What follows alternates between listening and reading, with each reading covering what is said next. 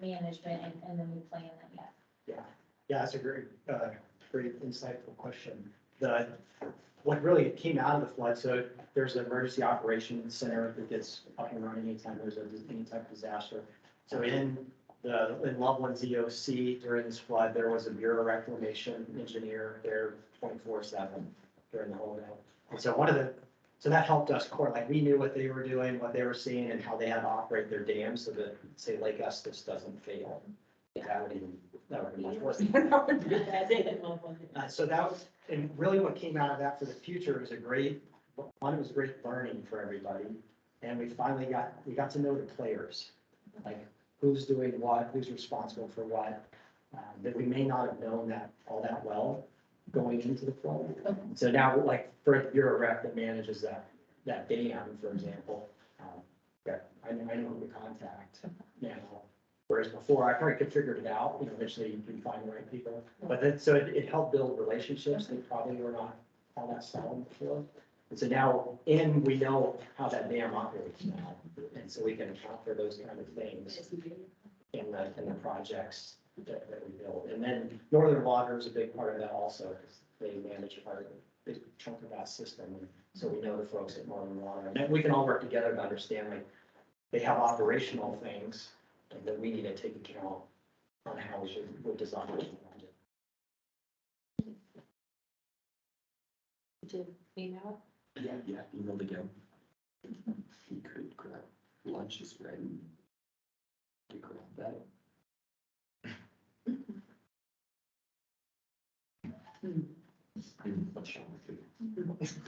Well, Richard, you've worked with Coalition. Yeah. Why don't you talk a little bit about Coalition and Chris will stand those back up. Yeah, I'd be happy to share anything about Coalition too. It has a good history. Could I look at Larry's notes?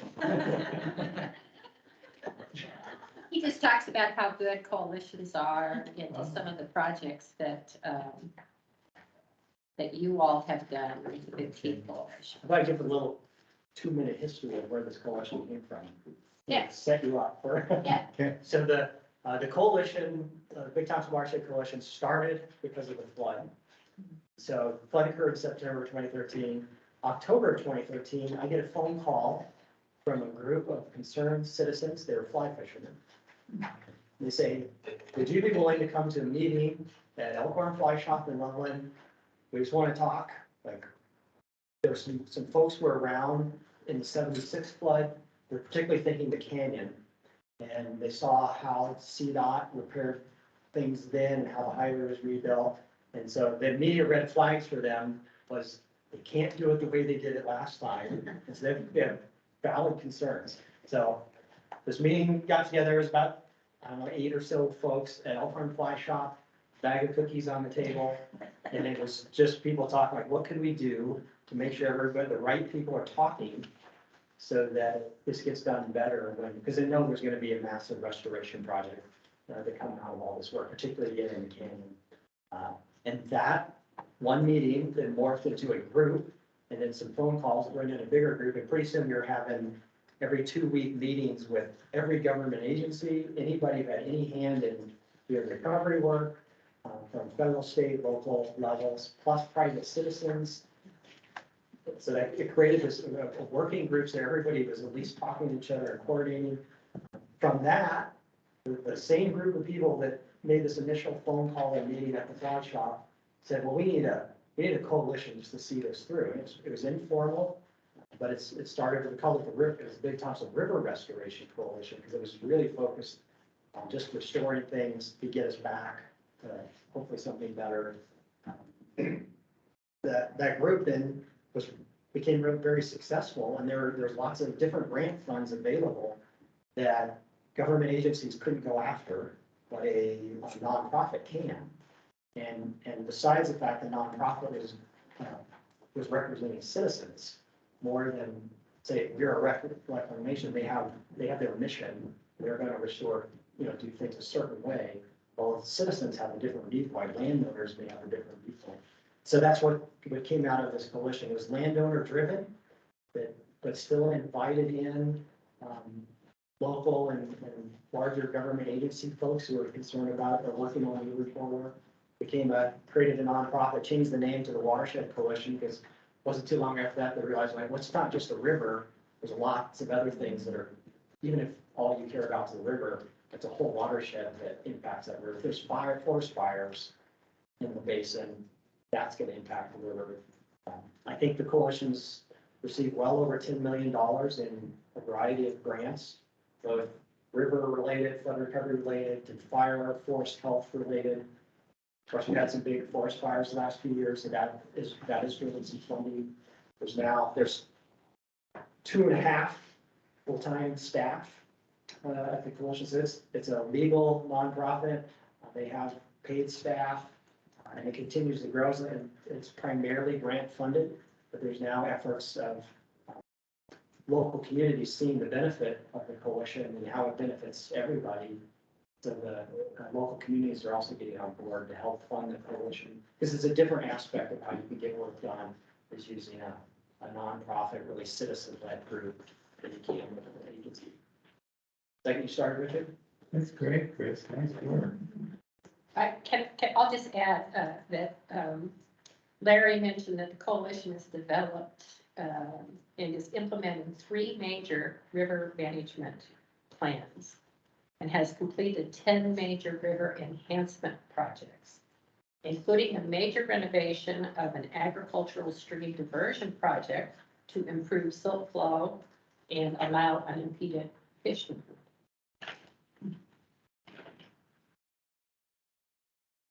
Anything you want to add, Rich? Yeah, a couple of things. I know right before lunch, debrief, and Chris did a great job, and Jennifer was helpful. Thanks to Chris. Chris is on our board on behalf of the city of Loveland. We got a big grant from the Colorado Water Conservation Board to do this stream management plan, and we hired a good engineering firm called OTEC, and now we have this careful analysis of river health assessment and community benefits for each segment of the river, going for about 18 to 20 miles. So we're now starting to do some community engagement to figure out what the communities would like to do for river improvements and river health within their particular segment. And we prioritize certain segments just the way Shana talked about earlier. As Chris mentioned, it's heavily landowner driven because it started with flood recovery, and flood recovery meant lots of people along the river wanted to get together and figure out how to raise government funds to put in a new bridge or fix an embankment. As Chris mentioned, we spent $10 million of federal and state money on flood recovery and built 10 or 12 projects along the river to redesign the river to be more flood resilient. Since we did flood recovery, we shifted toward forest health and watershed health. And like Shane mentioned, we're doing point mitigation as well as reforestation, and spent a lot of money on aerial mulching. Many thanks to the U.S. Forest Service, who's kind of showing up for point mitigation and aerial mulching. That's new. 65,000 acres of the Cameron Peak fire occurred in our watershed. So there's a lot of aerial mulching going on, and we're starting to do point mitigation. We're on some fire health advisory boards, which Peaks to People convened a fire health advisory board that has the Coalition for Recruiter and the Big Thompson and the NRCS, and we're hoping to work with them to prevent and mitigate fire issues. And there are landowners who feel more comfortable with a local coalition being a conduit for government funding to work with the local coalition actually see a role for citizen coalitions who care about river health, and so too does the CPRW.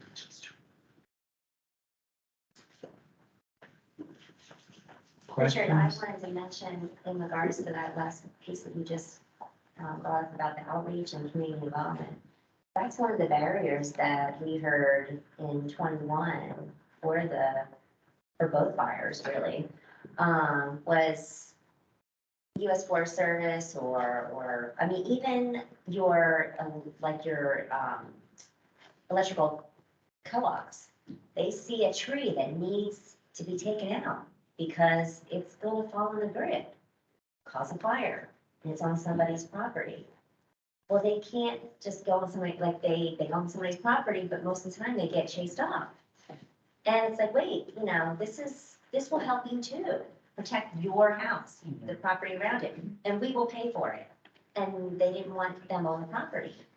And what we were finding was, like in Grand County, for East Troublesome, the local fire chief, he's a community member.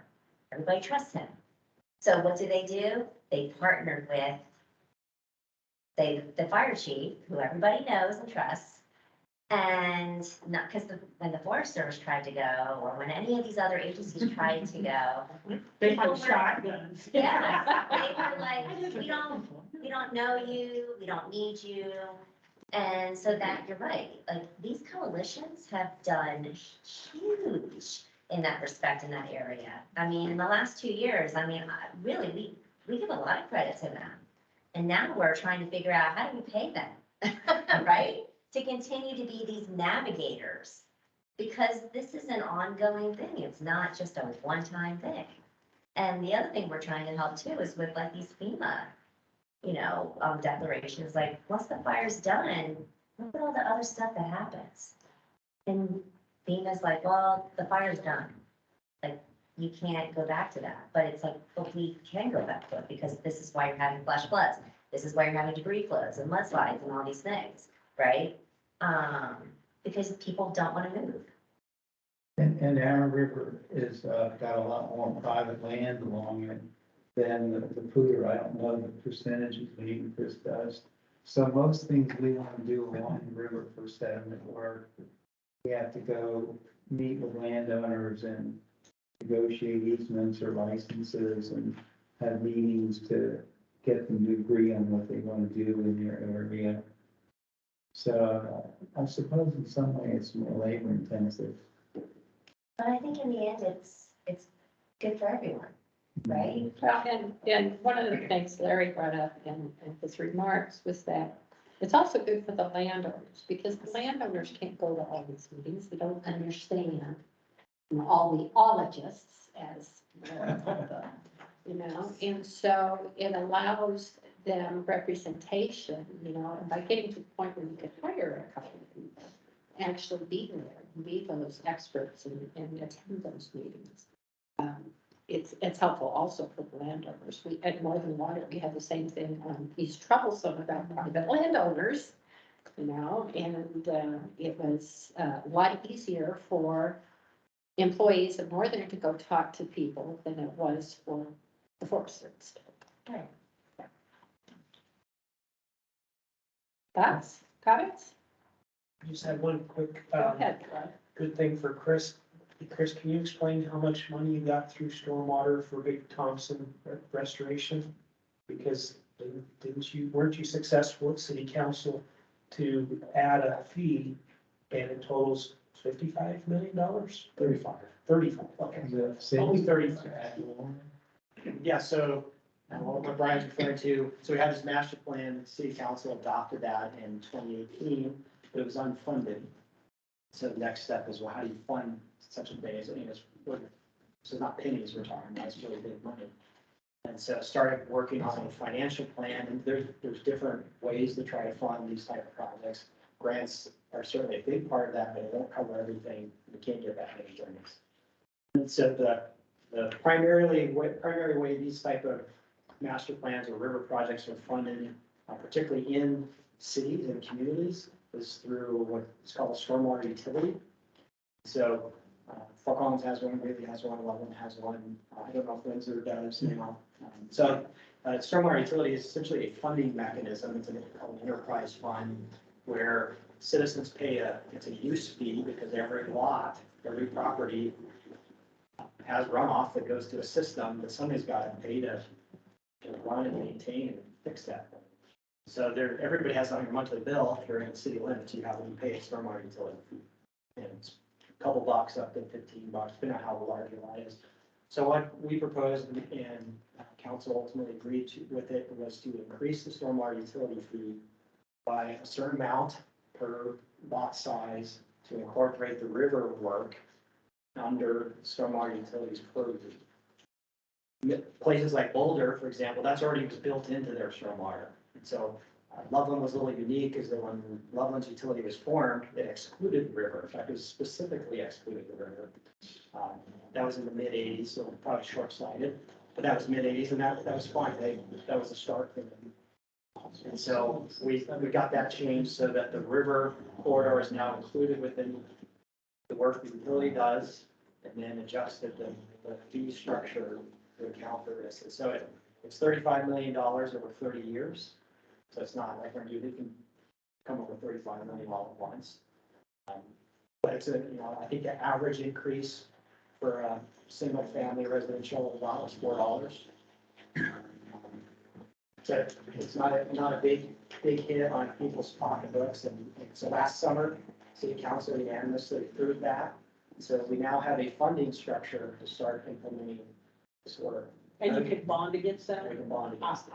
There's that. So this Highway 287 project I showed you, that's a $21 million project. It's probably going up daily because of inflation. So it's big money and it would take us years to be able to cash finance that. And most of the work we do in Loveland is all cash finance. We don't have bond revenues. But part of the financial plan the council approved was the allowance to issue stormwater revenue bonds to basically use that revenue to pay back $21 million in debt for 20 to 30 years. So it's a great way to fund some expensive work. That's just a little bit. I'd just like to piggyback on what Brian said. Chris was pretty instrumental and spokesperson for the plan and raising the stormwater fee so they could do this going forward. Maybe the council was already prepped because of the fires and floods for this kind of change, but Chris was kind of leading the charge to get it adopted. I think that's where the vision piece and all the public outreach paid off for our plan. Because nobody complained. Like, when do you ever raise a fee or a tax and comment on people complain? Like, we really had no complaints. Like, nobody came to the council complaining. It was either quiet, which is good, or support. So that was I was not expecting that. There's always going to be people complaining. It was hard work because Chris got peppered with some questions about, wasn't one about some land is in the city limits and some is in the county. They wanted to know the exact, in previous meetings, exact amount of linear footage was in the county versus in the city. So Chris held up to that. I didn't see that particular meeting, but I was on the stand. yeah, he was on the stand and Chris did great. And that's what got us to this point. He did a great job. Let's try.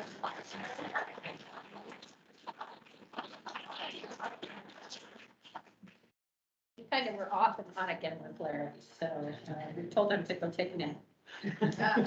We're gonna get to lunch now and come back at 12:40, and we'll have Kate Ryman here from the Water Trust. So get your lunch and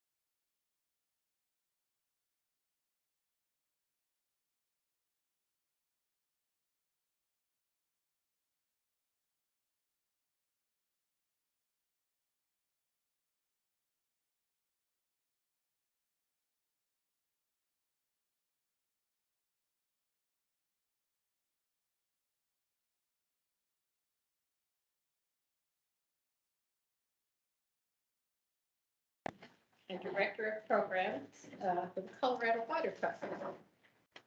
Kate works closely with Colorado Water Conservation Board. And we usually have someone here from the board to also talk about the in-stream flow program. They had a board meeting at the same time they had a garden. And so that didn't work. And Kate graciously said that she would come and fill in and talk about not only the in-stream flow program, but even better, the partnerships that Water Trust has, what they've been doing over the last few years. Kate, thanks for being here. Yeah, thank you all so much. I'm with the Water Trust. We are a staff of 7 people. We work statewide. And we work together with CWCB's in-stream flow program to try to get river water protected in different ways. And I'm going to tell you a little bit what I'm going to talk about. So if you have questions, you can kind of preload when you might want to ask them. I will talk about the CWCB's work, and they have 2 main ways of getting water back in the rivers. So I'm going to tell you a little bit about the history of in-stream flow in Colorado and why that is. There are these 2 main mechanisms for protecting water in-stream. And then I'll also dive just a little bit into what in-stream flows look like in northern Colorado. So I'll show you maps of where they are and tell you some things about projects that are going on, so you can see more of what's happening specifically in this area. I did leave my card and some stickers up there. Feel free to take them. Our logo is going to be changing this spring, so it'll be like an antique relic. We've had this logo. We've been around for about 20 years, just over 20 years. And we've been doing this statewide work. We are a small organization. That's why I have 2 jobs.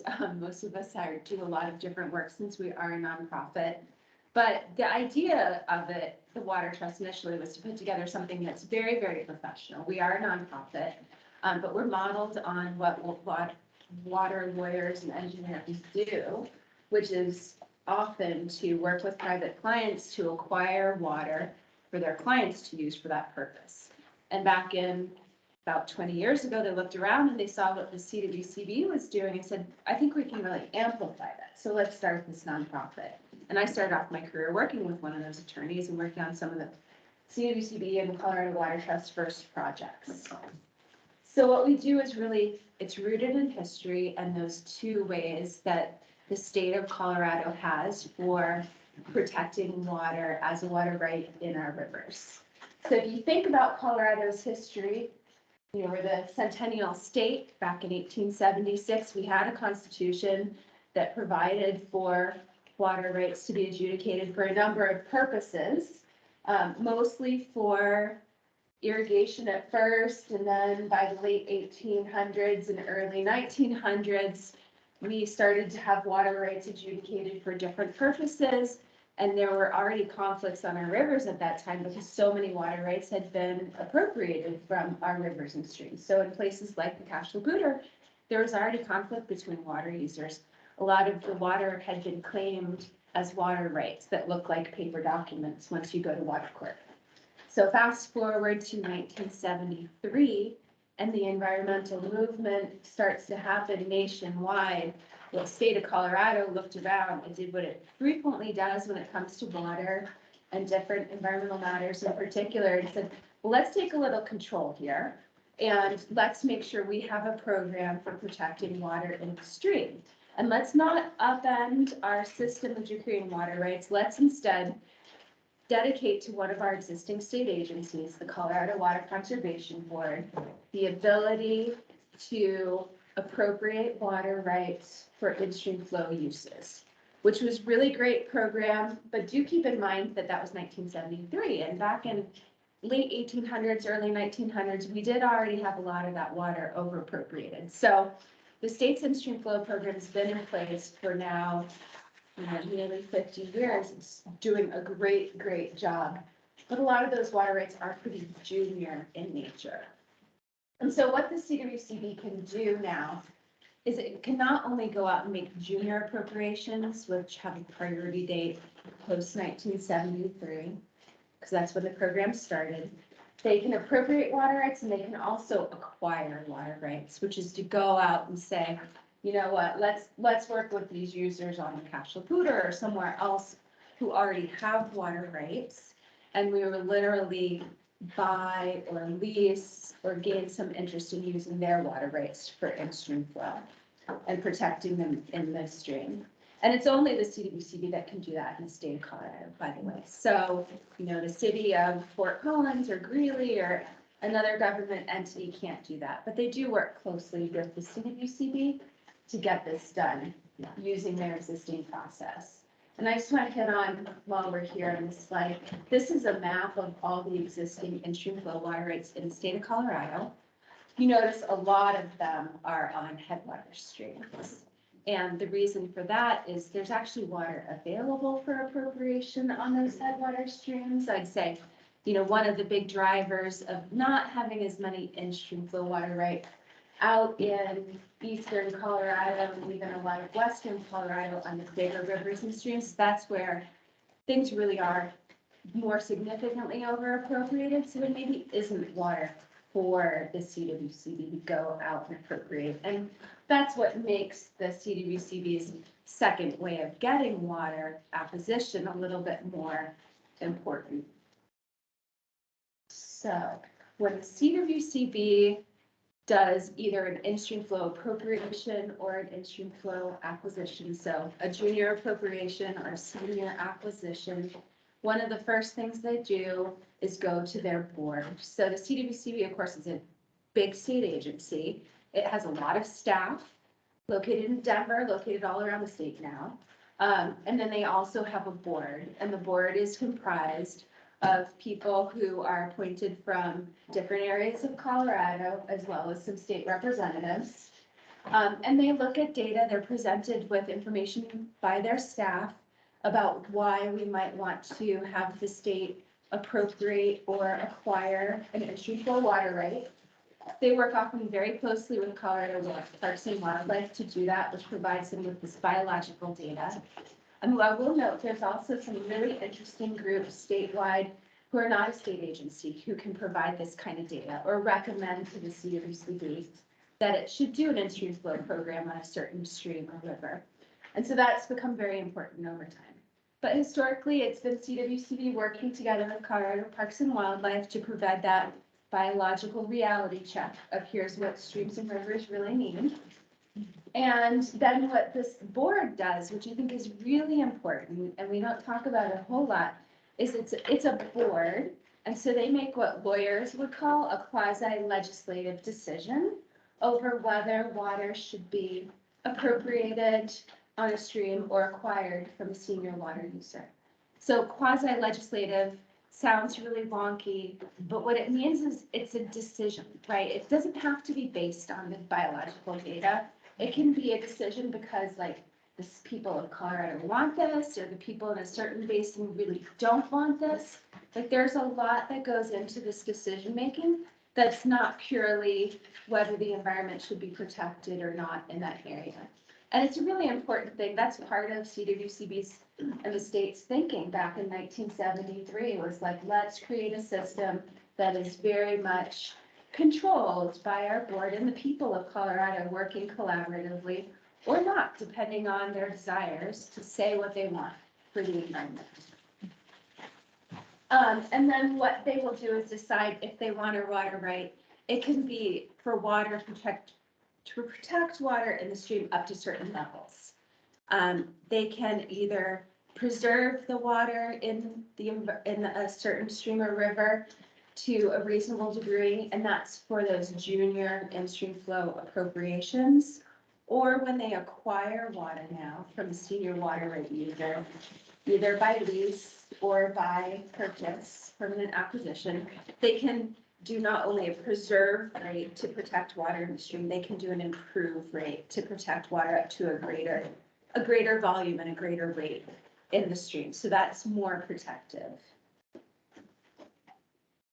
If they do that, then they have to go to the water court and get approval. And there's a bunch, I just put the slide in here so you have a resource, definitely not going to read through it, but there are a bunch of different statutory ways that we can now go to do a in-stream flow acquisition. And I'm really drilling down on these acquisitions, not only because that's what the Colorado Water Trust works on, but that's something when we look at maps, you'll see is really important for this area in particular, because there aren't a whole lot of junior appropriations in northern Colorado. There are all these different tools, they get pretty complicated, and so what the CWCB's staff does is they will work with an entity like the Colorado Water Trust, where we have lawyers and people who all we do, this is all we do all day long, to help them out with these projects and decide what is the best way. And we have statutes, and then we also get pretty creative, and there's a lot of ways to protect water through the in-stream flow program now that are not just straight up acquisitions from a farmer or rancher. They're not straight up buy and dry, or they're not straight up leases. They're really creative ways of sharing water, of using water that's stored in reservoirs.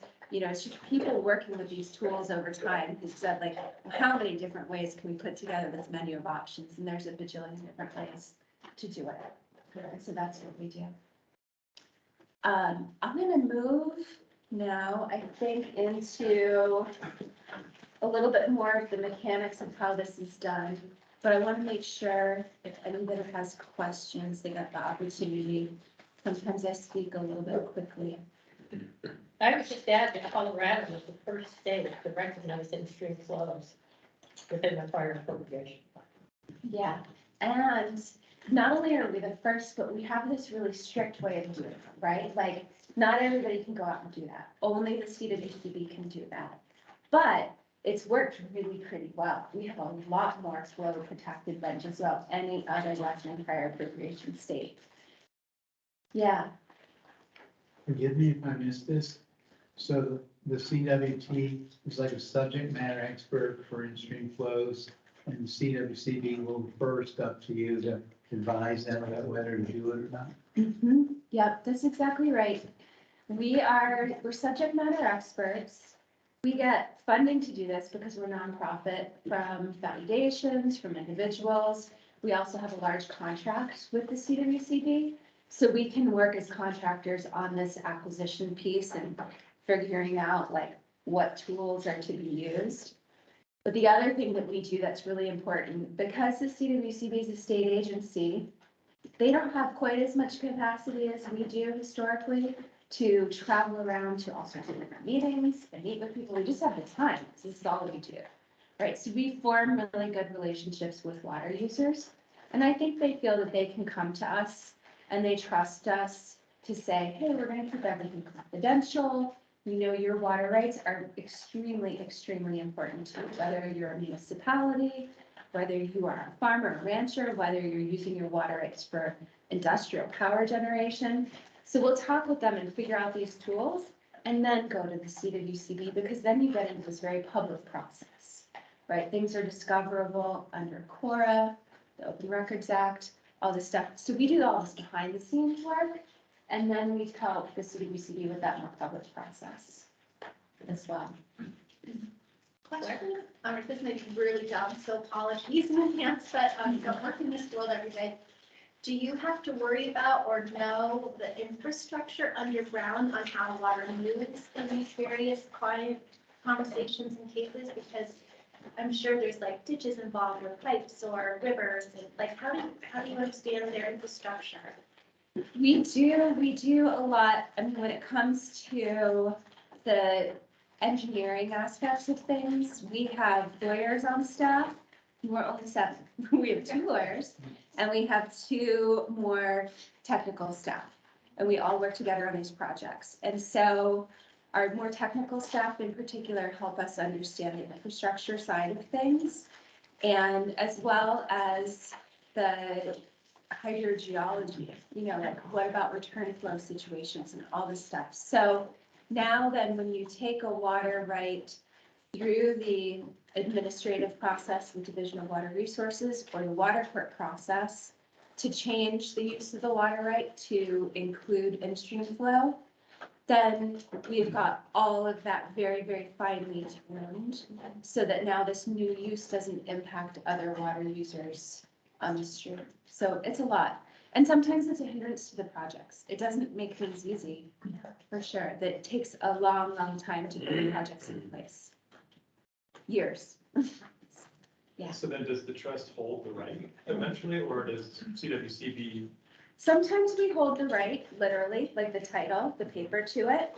Sometimes we get that right transferred to the CWCB. And sometimes the water user keeps that right, we just lease it from them or share it with them somehow. Sure. But the CWCB is the only entity that can literally use the water for in-treatment purposes. Okay. Yeah, so even if Water Trust owns it or some water user still owns it, we always are working with the CWCB for that in-stream flow protection. This is a question probably for Jennifer, but hearing you talk about, this decisions being made by the CWCD, wondering how the board is decided upon and who, like, what are the different, how is decided what agencies are represented? Well, that's done by statute. The CWCB is set up by statute. Okay, And so there are governor appointed representatives from each basin in the state, as well as then the Denver area. And then you have your ex officio members, which are Parks and Wildlife, and DNR Executive Director, and the Commissioner of Ag and stuff. So it also has to have blue and red ballots. So there, although many people now are undefined, so it's easier. And you have to have representatives from different areas, like ag and municipal. But I thought you were going to ask me about voting, how to vote. It can be very contentious. yeah. It's very contentious. You still have a lot of water, we call them water buffaloes, but the old fashioned best use of water is a consumptive use. So that drives many interesting conversations, which is why Kate works so well with the staff, because they'll try to work out all those issues. Again, assuring that no harm's coming to existing water. Yeah, and I think another tension in Colorado law, which is something that in-stream flow program does a pretty good job of addressing, is that water rights in Colorado are private property rights. They're a right to use water, so they, that sort of like the legalese around that could be very complicated or very sort of like textbook. But it's basically a private property right when it comes to, it's worth money. If you own a water right, you could sell it or you could keep it. You could think of it as your future investment. So something that we do as part of our process is that we compensate water users for the use of their water in this program. And they can donate water as well if they want to. I'm going to talk just a little bit about a really great donation that's going to be happening in the Fort Collins Greeley area and the Hooter. But there is compensation often provided. It's a little funky right now, I think, because the CWCB has a fund that's defined in statute. It's $1 million. Every year, if the CWCB spends something on acquisitions, it's brought back up to $1 million for the following year. So if you think about water rights in Colorado, it's not actually a ton of money. It provides for some good lease opportunities, but you can't buy like a really great senior water right for $1 million. And that's something that we're struggling with in this organization too, is that we want to do more. In the past, we've done a lot with donations and with smaller value water rights, but we want to make more impact. And water users seem to be, everybody's changing, your view on water is changing, and people are coming to the table and wanting to do stuff, but we do need more money, I think, to continue to be impactful. These are just a few of our project examples. I'm not going to go into great depth because we don't have that much more time. But an example down in the Gunnison area, there's a water right that the Colorado Water Trust owns. And then we have granted a right for the CWCB to use it for flow restoration. We also have a right that's severed from that water right so that there's an agricultural producer still using that water right. When the Little Cimarron River is running really healthfully, they can still divert their water, but then when the river drops dry, then the CWCB protects that water in stream. Down on the Alamosa River, we've got a really great project that was an example of buy and dry. And I think it's something important to recognize. There's a natural tension between water, right? Like you can't use it for everything. Sometimes you can share like we do on the Wilson Run, sometimes you don't. And this is an example on the Alamosa River where we have a project where we helped the CWCB do a full acquisition of water rights that used to be in agricultural production. Right now, they store that water in an upstream reservoir, and the Alamosa River used to dry up every year at the beginning of November. Now the CWCB releases that water and keeps the Alamosa River running for 2 to 3 additional weeks each fall, which doesn't sound like a ton of time, but it's had a big impact.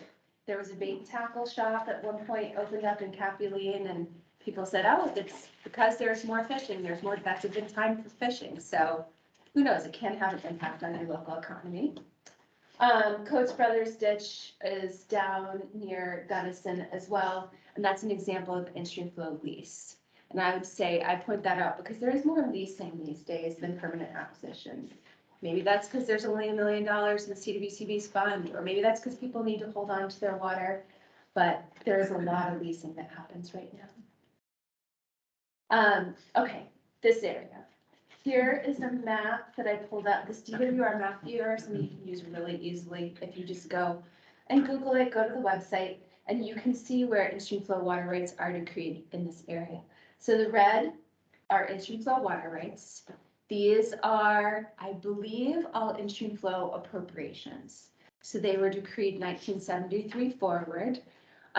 They're pretty junior, but they're probably going to have good water because they are in headwater areas. And so you'll notice there aren't any in-stream flow water rates out when you get outside of the mountains. And sometimes there's funky little gaps, like on the Big Thompson. That's where there's hydroelectric diversion. So there's funky reasons for why there are in-stream flow water rights in some places and not others. One thing I would note in particular, the Kashlapooter is such an amazing place where people have been talking about protecting environmental flows for a really long time. So PRTI has been working on it, and over time there has been suggestions of putting an in-stream flow water right on the Kashlapooter all the way from the Candy Mouth down to Greeley, and there's just not water available. And there just in the past hasn't been really I don't want to call it even political well, I want to say community well, right? Like it's just didn't seem practical. It's a really, really hardworking river. And there are some downsides to having an in-stream flow water right decreed on a hard-working river. Sure. So something we're working on right now is coordinating with some major Kashlapooter water users who have water rights decreed for augmentation. It's this really flexible use. We're doing something brand new, which is augmenting an in-stream flow on the Kashlapooter. What that means effectively is that there will not be a decreed in-stream flow water right on the Kashlapooter, but these water users can dedicate their water to be protected as if there were an in-stream flow water right on the Kashlapooter. We have to go to water court to get it approved. And so it's going to be very protective of existing operations on the Pooter, and will protect water in the stream without having a paper decree recognizing an in-stream flow water rate that's there forever. And I talked about water users donating water. The cities of Greeley, Thornton, and Fort Collins are donating all this water. They're doing all the work on the water court application together with the CWCB, the Water Trust, and Northern Water. So we're all in together, coordinating with Northern Water, of course, as well, because they'll have a reservoir release program. On the Pooter, we'll hopefully be doing a lot of infrastructure work to help water get down the river. So we want to work together with local water users as well as Northern Water. But it should be a great project once it gets going. It's going to take a long time, but it's in development. It's going really well. Do you have an idea of when it might take effect? We're in water court right now. I would anticipate we'll get a water court decree in the next year or two, maybe 3 or 4 if it got really complicated, but it seems to be going pretty well. And then it will probably go into effect in pieces, right? Like, so post water court decree, year 1, we still have a lot of infrastructure work to do. There's ditches that sweep all the water out of the river at certain times of the year, and that's part of what we're trying to address, is just to provide connectivity all the way down the river. And so piece by piece, we'll be working with those water users to upgrade their infrastructure so that they can pass water. No fault of their own, when people put the structures in, that's not how we did things, and so their structures have to sweep. So we'll be working with them and protecting water piece by piece, and that's why this map is divided up into different colors too. It's like, it's gonna take so long, but to protect 57 miles of river. So might as well take it in small bits and then add it up over time. I might mention that there wasn't a law allowing modification plans for in-stream flows. That was their first hurdle. And they got that law passed a couple of years ago. Yeah. And so it's kind of a new process for water court too.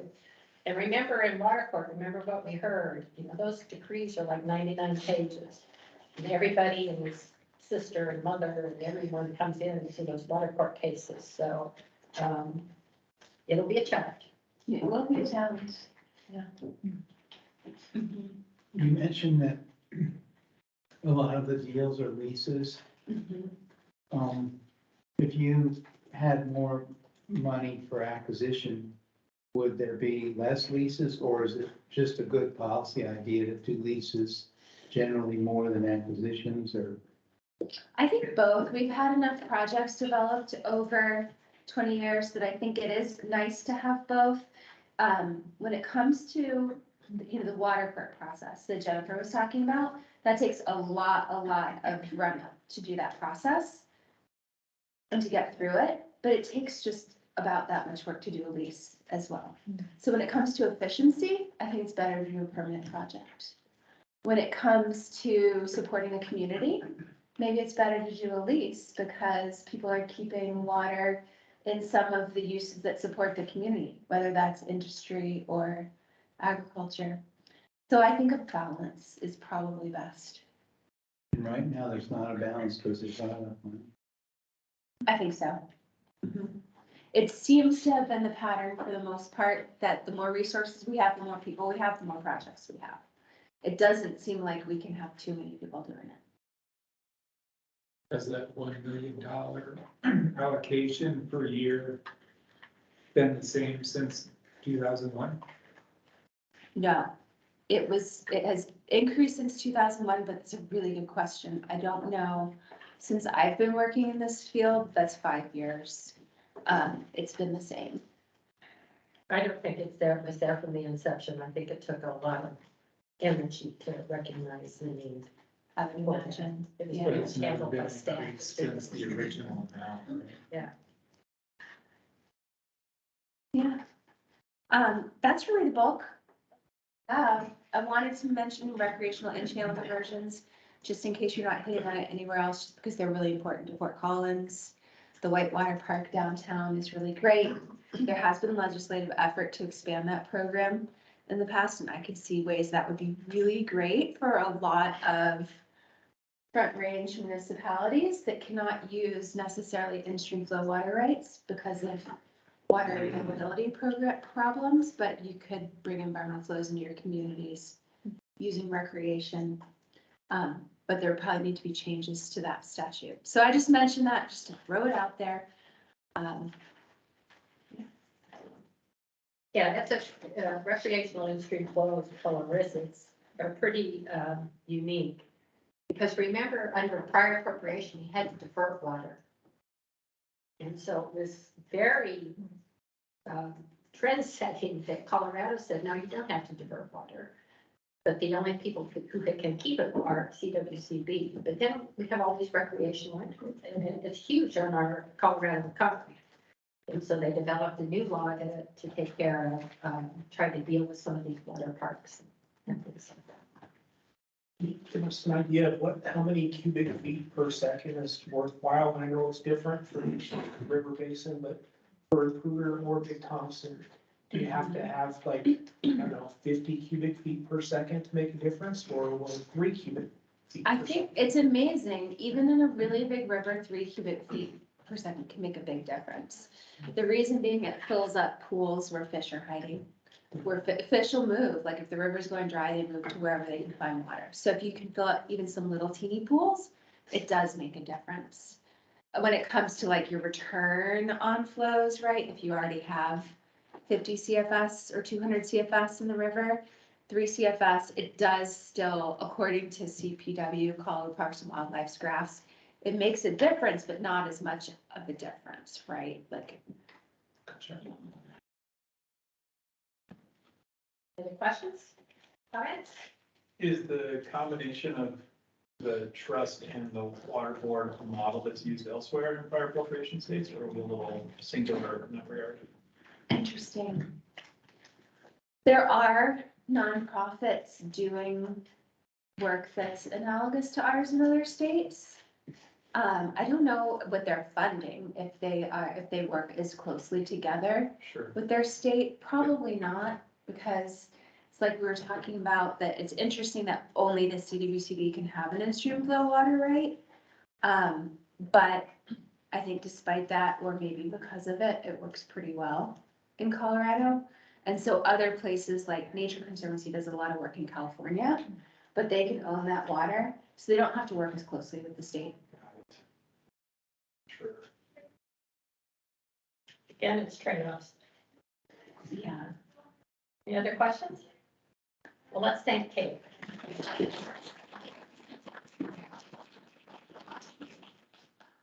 curious of the red line that runs from the Redstone Canyon, western Florida State Park, that's not a year-round street.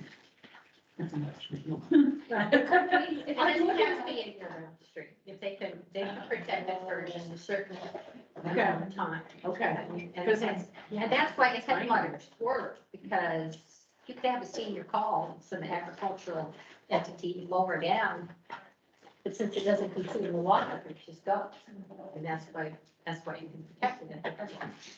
And they can tailor it in-stream flow too. So say you wanted a new in-stream flow right on a local stream, and you're like, but it is really just ephemeral, it's just in the spring.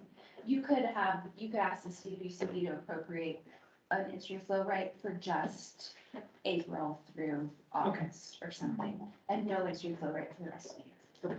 Yeah, that makes sense, because I'm looking at that line going, that's not a very big creek. Yeah. All right, well, we don't know what happened to our next speaker. Oh, no.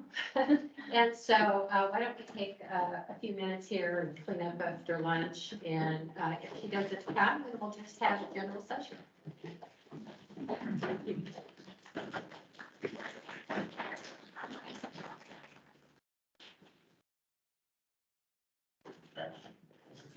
Yeah, and there, yeah, you said Brad, whatever.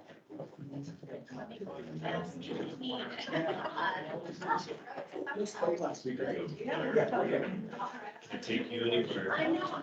All the stuff is all good. Yes. She did it, so like, you know, I was there was something.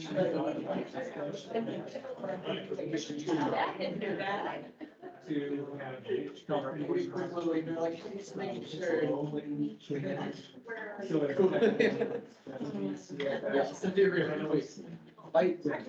I'm bored to being an external keyboard, so this doesn't work, so I have to send emails on my phone. My whole phone doesn't work. So I just have to send all these emails to my phone. Tuesday, did I need comments by Friday? What I did, somebody put down there. Right here. He starts at 40, we're trying to you came up with all that. And I'm like, well,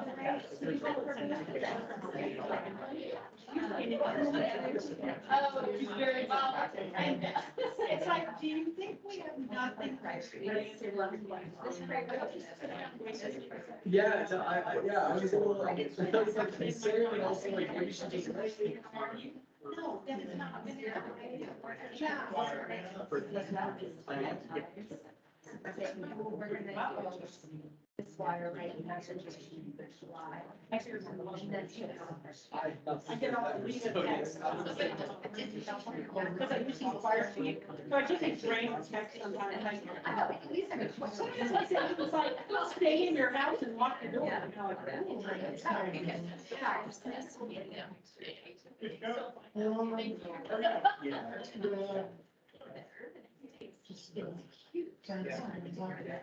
Oh, I was just laughing. I was just laughing at this text though, because I didn't, you know, Yeah, yeah. I know if you get these I texts, did. and you're just like, huh, that's pretty good. But they got it tonight, and it was. Yeah, right. No, but it's funny when you say, well, this is one, it's an operator.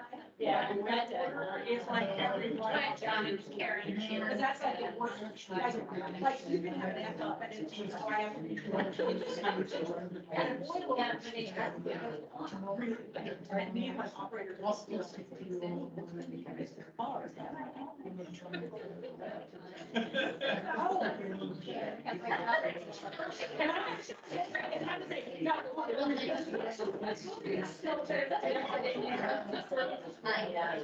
You know, but I mean, I had like I had a question about.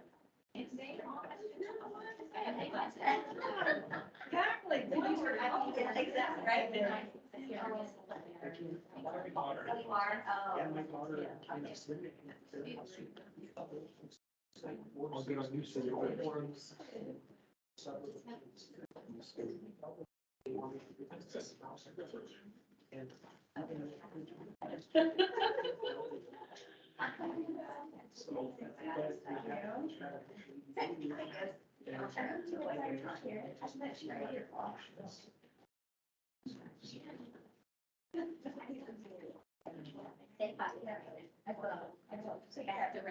Yeah.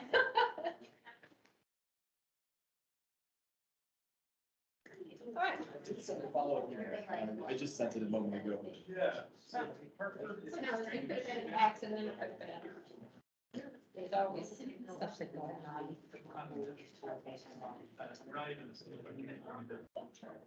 Yeah, exactly. Well, yeah, I couldn't, I just like, I can't imagine what she did. Just the emails, yeah, right, that's the only other thought, I guess. Hopefully she's all right. Or forgot. Yeah, it seems like. Yeah. Hey, let's back to work. We're not sure what happened to Diana, who works for a nature conservancy district, and she does this wonderful job. Maybe if we don't have her now, we can bring her back.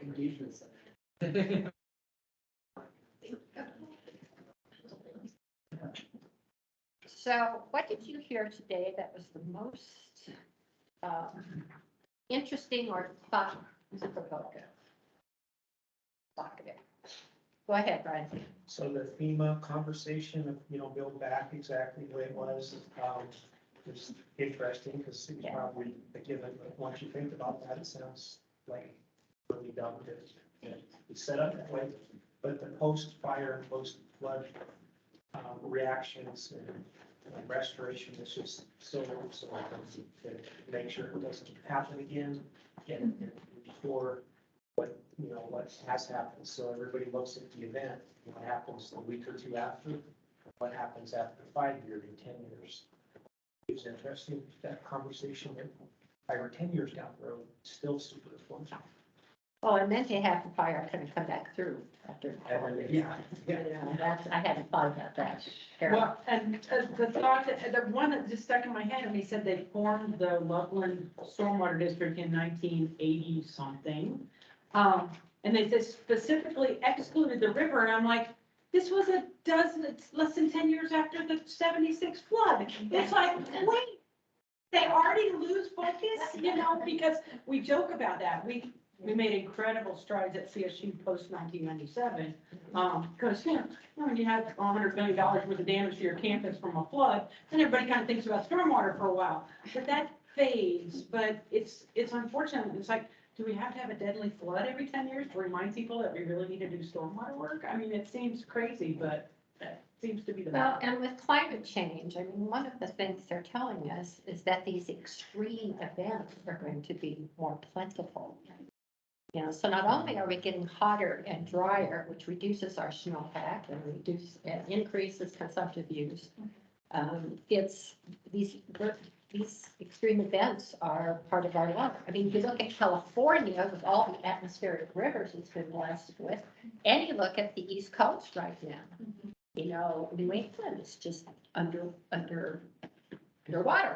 And so it's one of those things that I think as you all in your jobs move forward, to be conscious of that. That's why Yeah. I was reflecting on the planning. Like, planning is so important. You have to have conversations before the disaster, which is really hard because people's minds aren't in it.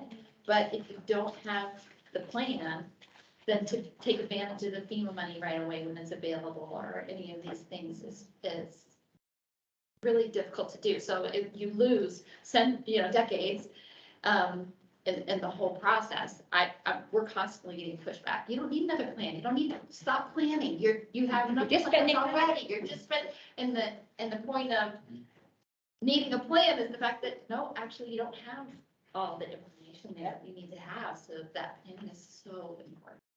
And to do it when it's not an emergency. Right. Well, and I can't tell you how many times they've built back the road in the Buckhorn Canyon. Exactly. They're making the culverts bigger. Okay. They are getting a little smarter, but you're like, okay, how many times does this road have to wash out before we say that we're gonna do something different? Yeah. You know, and one of the things we found out, we being Northern Water in the East Troublesome fire after the bath, you had those flows coming down off the hill, so they hit the road, right? So what does the department come do? They come and they plow out the road and they throw it into the river. Yeah. You know, and so we had to go, so our employees had to go talk to the highway department and say, can we do this a little differently next time? You know, because all that sediment and junk then was just going down the river, which wasn't making Greeley or Fort Collins or anybody happy. And so I think, you know, what you all get clearly is these are all wicked problems. And there's a lot of interaction going on among them. And that's hopefully, you know, what we're giving you are some resources to go to when you have some questions with respect to that. And that's, you know, that's what helps this group. This is a little bit of a meta comment, and there's something that is assumed by people in this room, and most of the speakers we've heard around collaboration and we're all in this together, that I don't necessarily hear in the Denver area. Like, Denver still has a gold strike mentality. My Toyota Tacoma with a rooftop camper and giant tires is bigger than your Toyota Tacoma. with giant tires.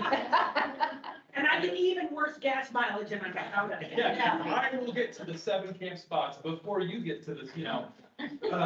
That spirit is like really ingrained in the Denver ethos. It's not here. And I just want to comment on it as an outsider in a way that it's remarkable. It's like an assumed necessary thing for operational success in any endeavor up here. It's a really wonderful thing that I just wanted to call out. David, I appreciate that, but I'm not sure that that is totally true of all of Northern Colorado. You might have a kind of prime subset. Sure, Yeah, in terms of collaborators, you know, so, yeah. But it seems to be bigger than just water, I guess is my point. It's wonderful. Chris's, presentation where we had the water line go out. Is Loveland's, smaller community, 80,000. So when they had that problem, it wasn't the city guys that fixed it. It was the excavators that ran the gravel pits. And they said, we need Colson, we need Kaufman, we need Ward, we need Level Ready Mix, we need your trucks, and we need them like now. And they didn't, get on the phone and say, well, we need to, be paid this much per hour. They just headed up the canyon with truck after truck. That's a after great truck. story. And it was the contractors that fixed the river, it wasn't the city. So I think that was, speaks to the collaboration in northern Colorado in general, so. So collaboration is important, we all agree with that, but what do you do with those who don't want to collaborate? I feel like you have to meet them where they are to get them into the conversation and keep them there. And then move out, right? Expand on it. Because I feel like if you don't do that, they just shut down and you're never gonna get anywhere. Because I think, yeah. And it was interesting because, I was just at a meeting with the state and federal and everybody and the undersecretary of natural resources, US Natural Resources, Dr. Wilkes he just kept going on about how Colorado, they really come together and everybody works together in a collaboration. And he's like, I want to take this model to other states, right? And so I said to him, I said, that's great. I said, I believe that Colorado can be a leader, but there's so much more that we need to do in that collaboration because in the other side conversations, you know, it's like when somebody has been doing the work for so long, everybody is working in silos. And then a disaster happens and then you're like, oh, I probably should find out what you're doing. Maybe we could pull our funds, pull our resources, right? But there's still that, I've been doing this so long, so even though we're all at the table, I'm going to talk to you and tell you, well, this is how we've been doing it. And so that was what was the pushback a little bit from industry mostly, and then also water districts and stuff was like, you know, we're helping you implement these plans. We're helping you with funding. We're all coming together. So it should be a give and take discussion of listening to our perspective. We listen to your perspective, your experience, and you listen to ours, and then we come up with a plan together. And so I thought that was really interesting. So, and I love that you said that, you know, because, you know, in Northern Colorado, we do have different thought processes, right? Yeah. And so be able to bring those people to the table to get something done is pretty amazing. There's a degree of like awareness of just your impacts on your choices on other people. But if you're here in Denver, is a little more transient population moving through.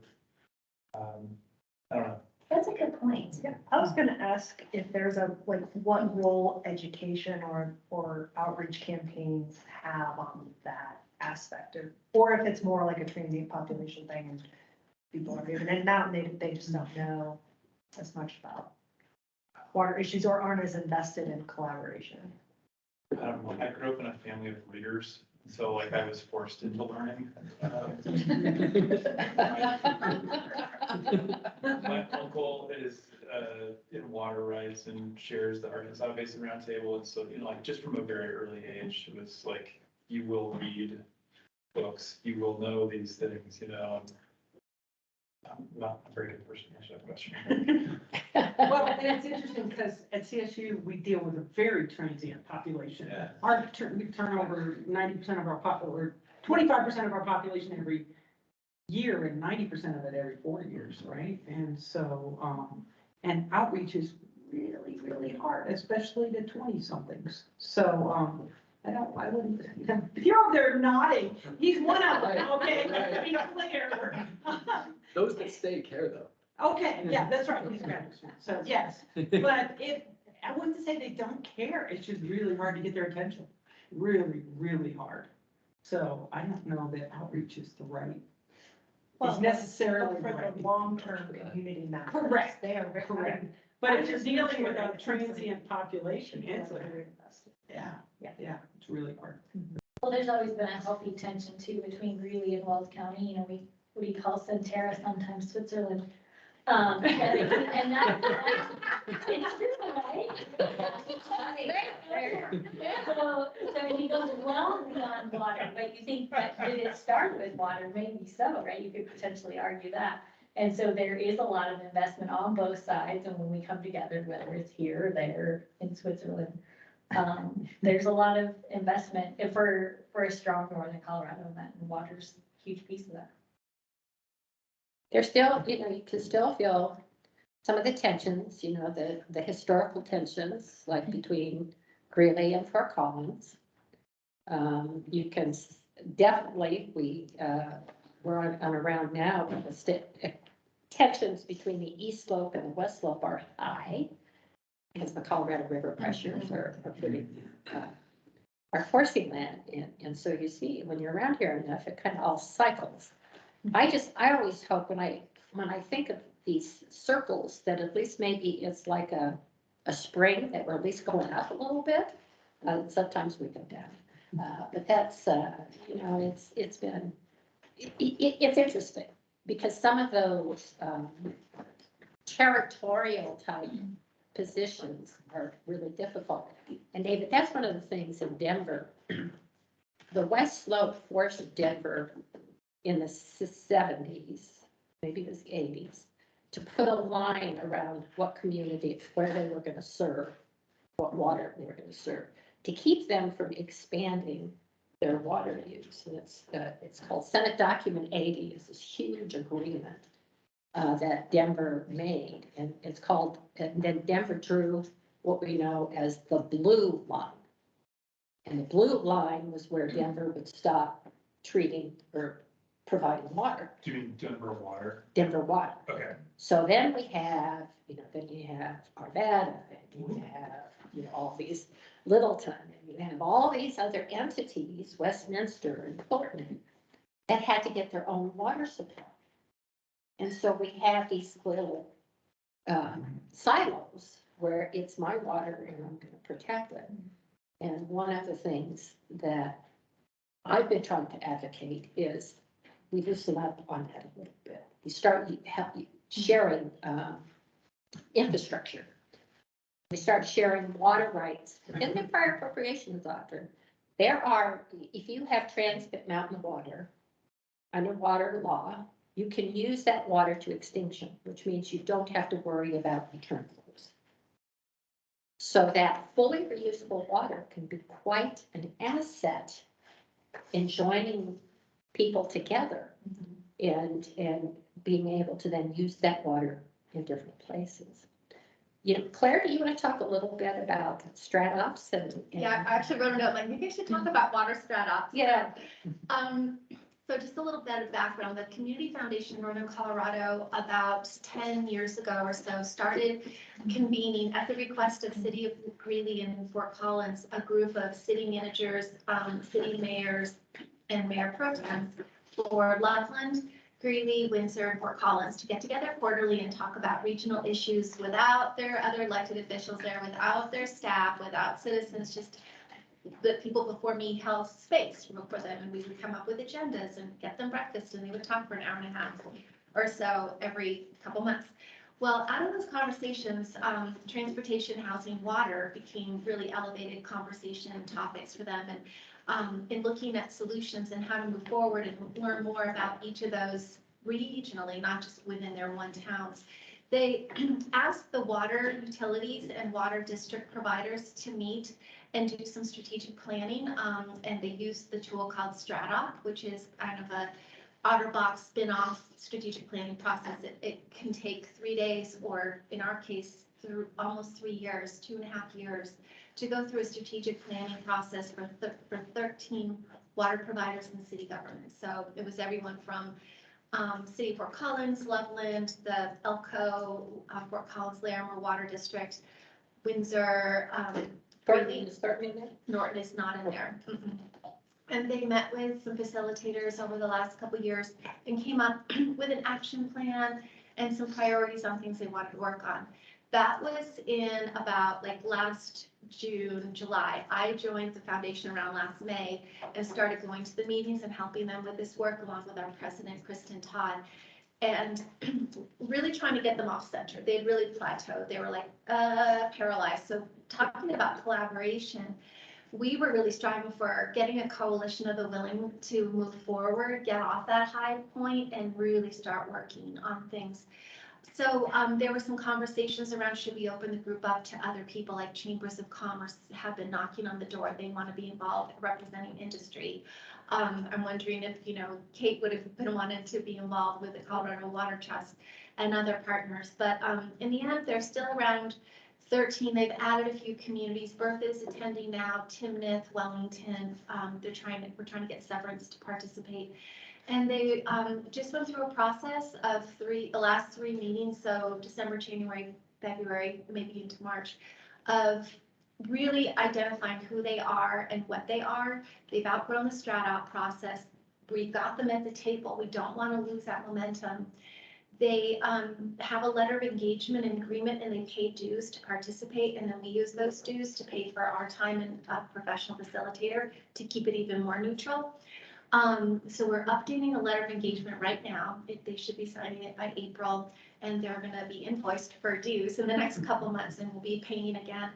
But basically, they've come up with a meeting schedule. They're gonna start meeting every other month. They're gonna rotate locations. They want to include a couple times a year happy hours with each other. Like, it's gone from people sitting across this room staring at each other with evil eyes to like, let's go have a beer. That's one of our products, you know? So it's been super amazing just in the last year I've been involved to see the transformation and partnership and collaboration across this lot of people, different priorities. So they have 2 main priorities right now, to your point, Karen. One is communications. They're gonna be getting their communications people together and working on a plan and speaking points that they can have on a shared drive that they share with their elected officials. And their purpose is really, how do we talk about preserving Northern Colorado water for Northern Colorado? That's the essence of it. Another initiative they're going to be working on is systems and infrastructure gaps. And that's kind of my question I had to Kate was like, we are, as a group, they're trying to understand who has what ditch and, you know, pipes going where and how can they do sharing of water rights and infrastructure when times are hard or when times are good. So next steps for them are they've renamed their group just of 2 weeks ago. They are not called the Water Straddle Group anymore. They are now the Northern Colorado Water Alliance. And that was a group decision. And they'll be meeting every other month. And the idea is that they'll be including others along the way as they build trust and have that space. And they actually talked about maybe in December of 2023, the foundation and the facilitators can step away and they can have their own steering committee and governance and can move forward without us. But right now, they still need that backbone organization to help them with logistics and minutes and appointments because we're so. And the ultimate goal is to see if we're kind of combining what can do with infrastructure, water treatment. Exactly. That sort of thing. Exactly. There was some talk about, from the city governments, like maybe we should have a tax and across both counties and we would collect money for water right purchasing when the opportunity came up. But that is not, we are not ready for that yet. The politics and the community will are not there. But by having these conversations and by turning over every stone, like Erin was mentioning, we are hoping that maybe someday if we get there, the community can see the progression. It's not just the first thing they asked for was money. No, they're looking at all the other collaboration they can do and sharing of resources. So it's really a positive time, and I'm glad you asked me to talk. It's very important to this group, I think, for you guys to know that our communities are working together. Like some of our water district people are kind of crappy. And they accused the city of Fort Collins in 2 meetings I've been at saying, you think you own the Cashaputa River. You think you own the river. You don't own the river, city of Fort Collins. Like, it's like, oh my God. What about their house away? Get the whiskey out. I don't know. It's getting bad. The city didn't push back on that claim? Actually, Jason. Do you ban open carry in these meetings? Exactly. We have breakfast burritos. We make it very friendly. Coffee, it's all very, very cordial. But yeah, the Fort Collins gentleman, Jason, said, yeah, I know, we have that reputation. I know. We don't want you to really know that, but I know. Were you gonna say something, Heidi? No? Okay. Anyway, so stay tuned and hopefully someday they'll be public. It's not like they're secret, but it's just, there's this kind of update. I don't know if regular people would understand or care, but you guys do. How many total members?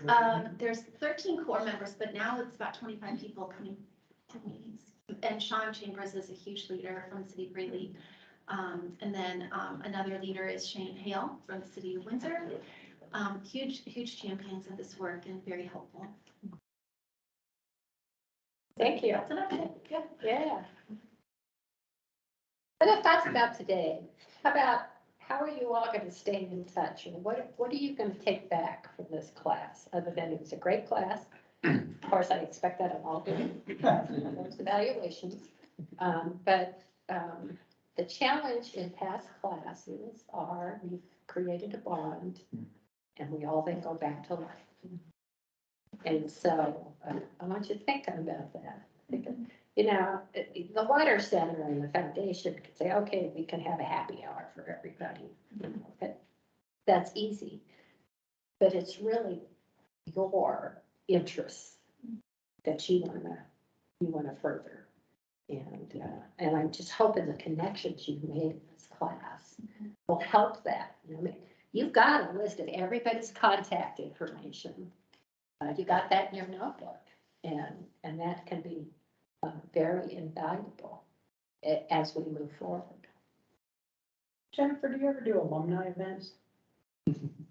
I asked that Actually- because I'm involved with a similar group to this is around energy that NREL convened, and they call it their Energy Institute, but it's a similar kind of thing where you get together over many months and learn about. For graduation, we invite all the past cohorts.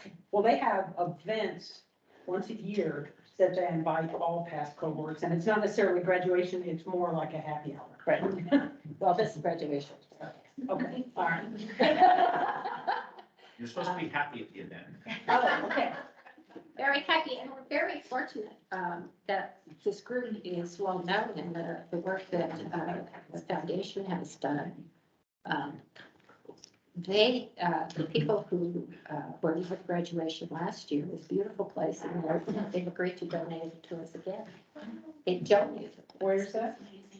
What's? It's in, is it Blendings or it's just up Bingham Hill? Yeah, it's just Oh. a big, no. That's in my hood, I know. Yeah, And, part of your house. Then we had My commute.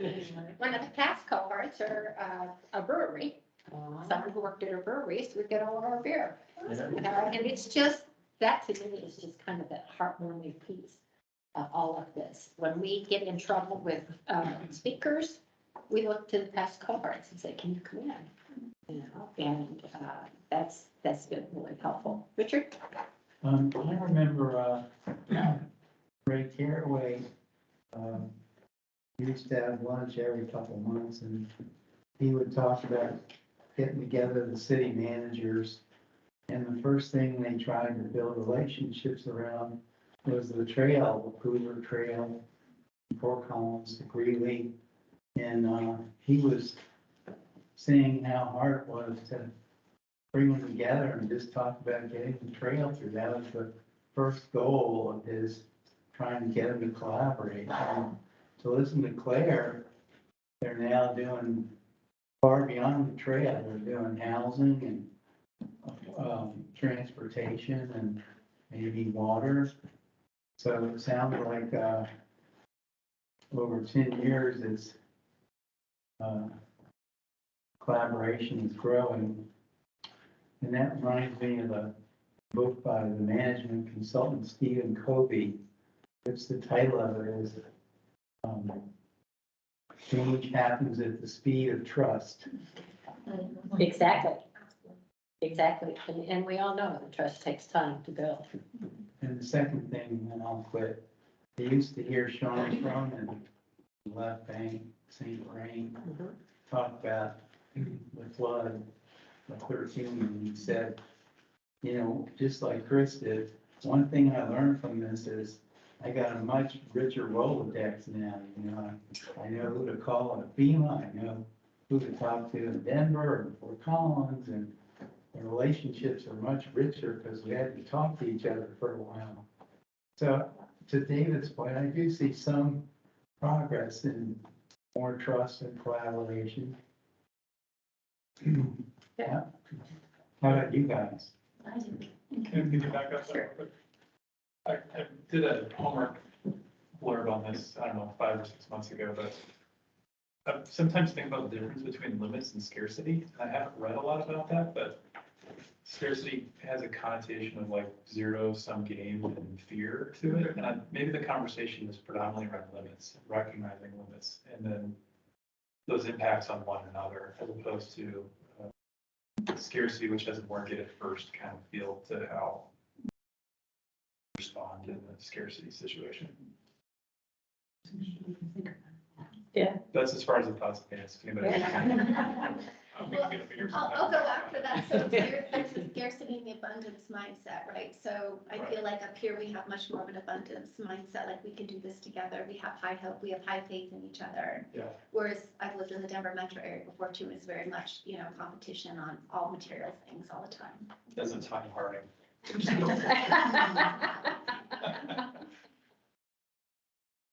I thought it was interesting what Dale said, which is, you know, something that I thought was really, you know, cool for him to mention, is that before he joined the Food Runs Through It group, he was only thinking about, this is my water, and I need to take, you know, and, you know, he's like, I don't, you know, like, everything that's happening upstream is like your deal, as long as I get my water and but I think it's important to realize, and that's when we're talking about water in general, is like, it's coming down the stream.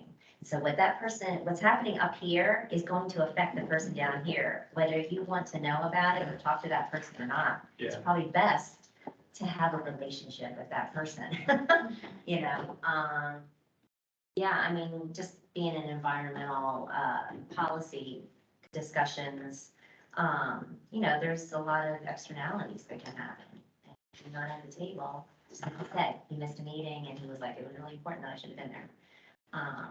So I just think that was a really good thing to bring up and to have him bring it up. Yeah, it's a really good point. I just wanted to add, you know, a really important factor that often gets overlooked with collaboration is the role of a professional facilitator and the importance of that neutral, you know, person that is going to help these groups talk to each other, and oftentimes having the capacity to even have that person funded or like to develop a nonprofit and then support the nonprofit. I think that's a real limitation in thinking about strategies to, you know, help promote that as much as possible. And I will point out that maybe Northern Colorado, another thing that has going for it is CSU has the Center for Public deliberation.